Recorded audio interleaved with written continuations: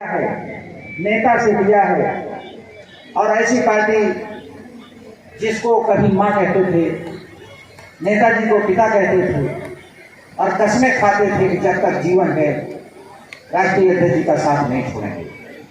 लेकिन दुख इस बात का है, जब बोली लगी तो सबसे पहले दिखने वाला कोई था तो ऊंचा हाथ का वो बता दिखाए।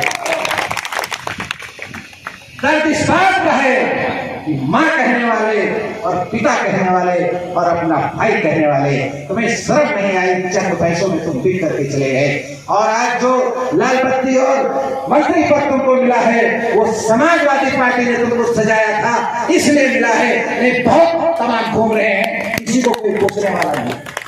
ये देन अगर किसी की है तो हमारे नेता माननीय अखिलेश यादव जी की है। उन्होंने तुमको सम्मान दिया था लेकिन तुम सम्मान के पात्र नहीं थे और तुम धोखा देकर चले गए हो। तुम धोखा पार्टी को नहीं दिए हो, तुमने धोखा अपने आप को दिया है। हम लोग जब माननीय अतिथिगणों को मैं बताना चाहता हूँ कि जब इनके चुनाव में हम लोग 12, 17, 22 लगातार जाते रहे प्रचार में तो लोग कहते थे कि पता नहीं किसको आप लोगों ने ला दिया, इसका व्यवहार अच्छा नहीं है, इसका बोलने का तरीका अच्छा नहीं है, ये दोहरा व्यवहार करता है। तो मैं आप सबसे कहता हूं और सभी साथियों के समक्ष कहता हूं कि आज वो धोखा देके जरूर चले गए हैं लेकिन उनके लड़ने से ये संशय रहता था कि पार्टी जीतेगी कि नहीं जीतेगी, इसलिए कि कभी 1400 से जीते, कभी 1700 से जीते और बहुत ही मामूली मतों से जीतते रहे हैं। लेकिन मुझे विश्वास है कि तुम धोखा जरूर दिए हो लेकिन तुमने धोखा अपने राजनीतिक जीवन के साथ दिया है। तुमसे अधिक जितनी भी वोट पाते थे हम उसकी दुगना वोट हम पाएंगे और पा करके हमने दिखाया है।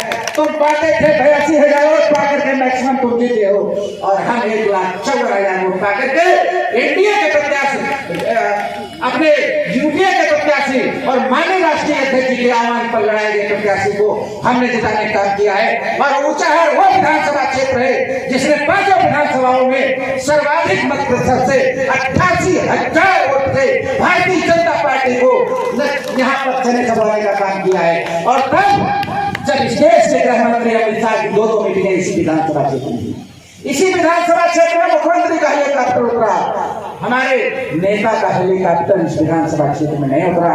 उन्होंने रायबरेली मुख्यालय से ही संदेशा दिया था कि ऊंचाहार के गद्दार को सबक सिखा देना। और ऊंचाहार के साथियों मैं आपको सलाम करता हूं कि आपने माननीय राष्ट्रीय अध्यक्ष जी का सम्मान किया और आपने सबसे अधिक वोटों से राहुल गांधी को जिताने का काम किया। वो माननीय हमारे नेता की जीत है, अखिलेश यादव जी की जीत है। मैं पहले के भी रिकॉर्ड देख लीजिए और इस 22-24 का भी रिकॉर्ड देख लीजिए। हमारी लीड 88,000 की थी, हमारे लीड 88,000 की थी। बड़े मतों का सर्वाधिक वोट हम ऊंचाहार में पाए हैं और हमने भारतीय जनता पार्टी के प्रत्याशी को, जिसको ये चुनौतीबाज तमाकूबाज विधायक कहता था कि मैं जिता के छोड़ूंगा, उसने जमानत जब्त होते होते बची है किसी तरह से। तो मेरे साथियों, विधानसभा के चुनाव में इनकी जमानत जब्त कराने का काम आप सब। आप गाल बजाते हैं कि मैंने बहुत विकास करा दिया। कौन सा विकास कराया ऊंचाहार का?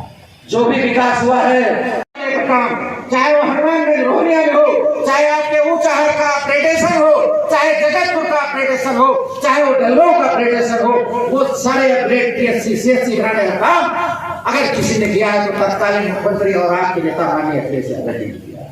बता दें भारतीय जनता पार्टी में गए हैं, कौन सा एलिमेंट, कौन सी सड़क, कौन सा इंफ्रास्ट्रक्चर इन्होंने बनवाने का काम किया है। अगर जिस दिन बता देंगे हम ऊंचाहार आना बंद करेंगे। एक भी काम नहीं किया है। काम किया है तो कोटेदारों को बुला करके उनसे दलाली खाने का काम किया है। काम किया है तो थानों में दलालों को बैठाने का काम किया है। काम किया है तो SDM और तहसीलदार को अपने मनमाफे काम कराने का काम और वहां दलाल बैठाने का काम किया है। और काम किया है तो NTPC को लूटने का काम किया है।